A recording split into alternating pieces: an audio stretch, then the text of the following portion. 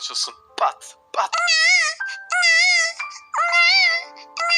Dünyaya hoş geldin minik kız. Şimdi seni babana götürelim, olur mu?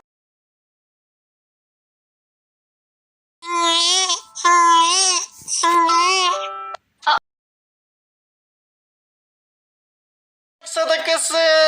Kimse videolarımıza like atmıyor, abone olmuyor, yorum bile yapmıyor arkadaşlar. Bu bizi çok üzüyor. Arkadaşlar